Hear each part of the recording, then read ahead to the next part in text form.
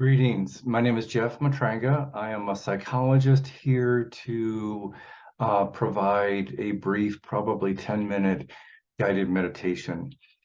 There is a prior video that, if you're brand new to this, might be helpful to go through first.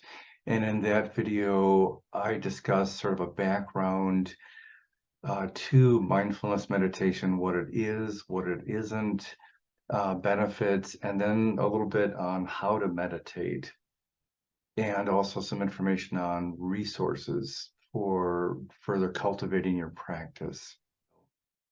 Okay, so let's talk about sitting a little bit. Basically, you do not need to be in a lotus position. You do not need to sit cross-legged on the floor. If you can, relatively comfortably, great, but it's not necessary. So I'm sitting in a chair at the moment. And as you sit, you want to sit, sometimes people say in a dignified fashion, or you want your body to be awake but comfortable, fairly erect but not rigid.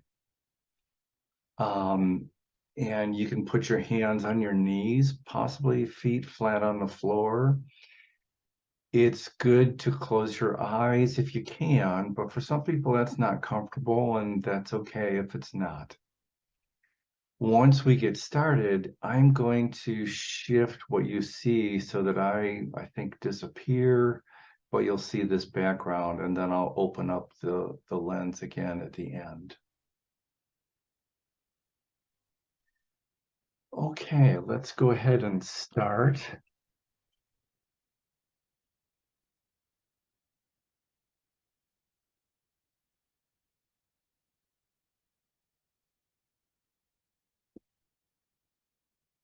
So we use an anchor, a sensory here and now anchor, to keep coming back to. And breathing is the common one, especially when you're starting. It doesn't have to be breathing. It could be ambient sounds, but it's sensory and it's right here, right now. And when our mind wanders, we gently, non-judgmentally notice that as soon as we can. Maybe label it, oh, thinking, or oh, that thing that's due Tuesday. Yep, thanks for that thought. I'll get back to that later. And then we return to that sensory here and now anchor, like observing the breath.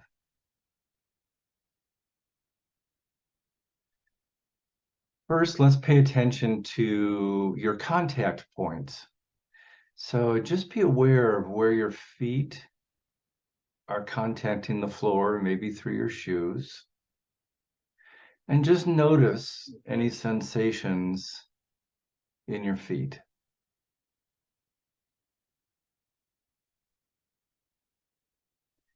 Notice also where your body is contacting whatever you're sitting on. So sensations along the backs of your thighs, your buttocks, maybe part of your back. Just observe those sensations. Notice your shoulders. Are they relaxed? Are they tight? Are you wearing them as earrings, as we all sometimes do? And if they are tight, just sort of be aware of that and sort of give them permission. Don't force them, but give the shoulders permission to relax. And now let's notice your breath. So during this, we're not trying to control the breath. We're just observing it. Notice the airflow going through your mouth or nose or both.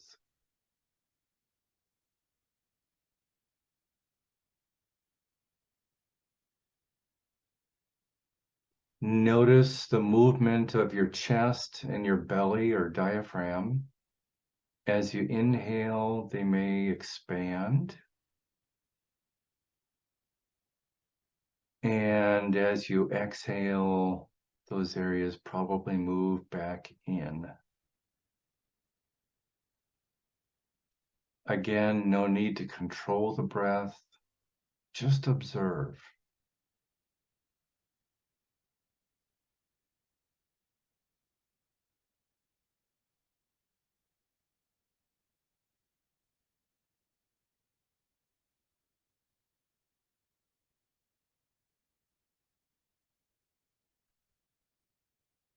Your mind will inevitably wander.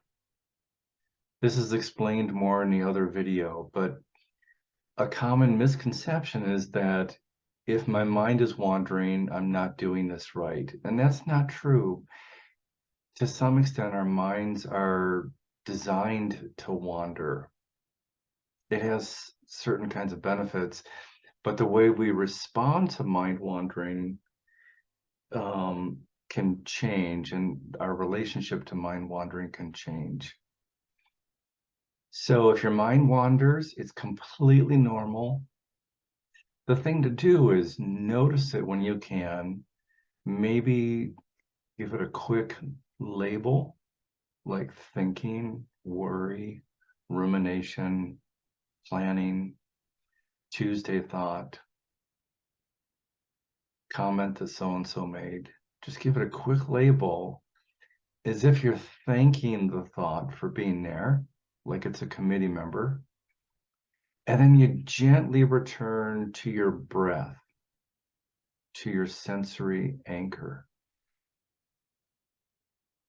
And 2 seconds later, when your mind wanders again, that's okay. Non-judgmentally note it and return to your sensory anchor, to this moment.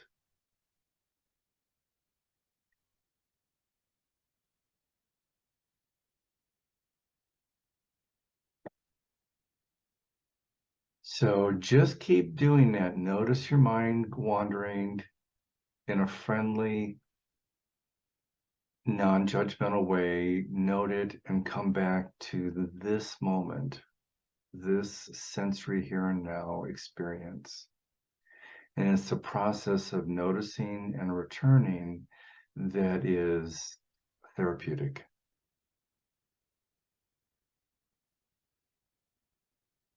Go ahead and work with that for a bit in silence.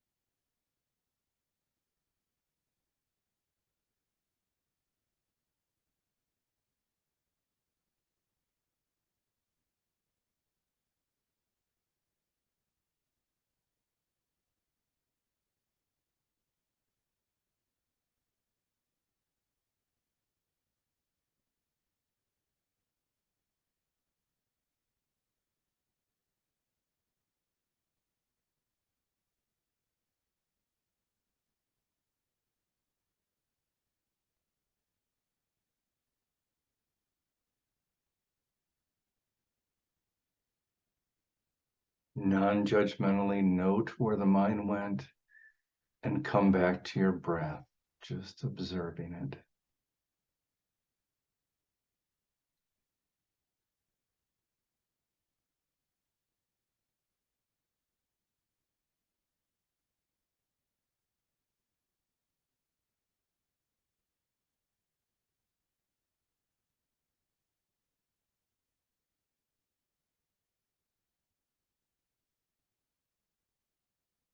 Notice and return.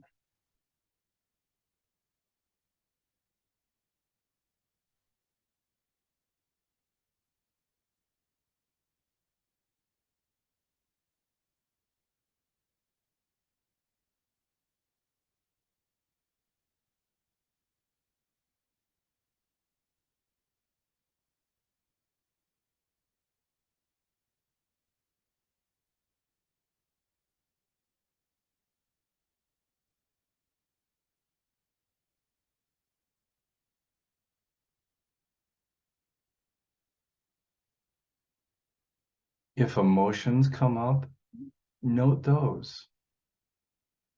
Sadness, joy, anxiety. Oh, there's sadness. Thank you. So we're not pushing it away, we're noting it, and we come back to the breath.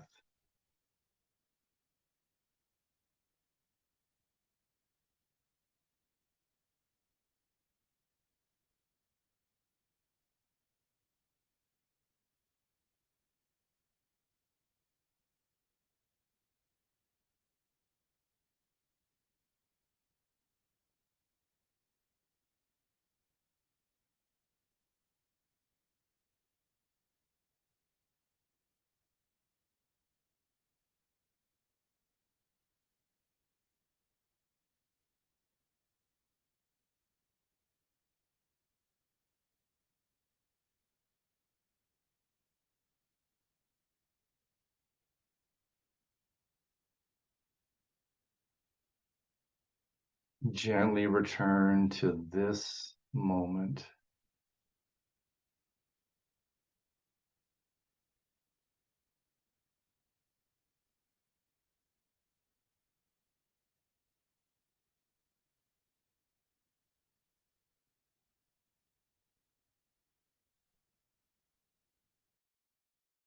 So go ahead and move fingers, toes, and just sort of come back to this other kind of awareness right here. I've opened my lens back up. Good job working with the process for 10 minutes. And it is the process that really counts here, I think.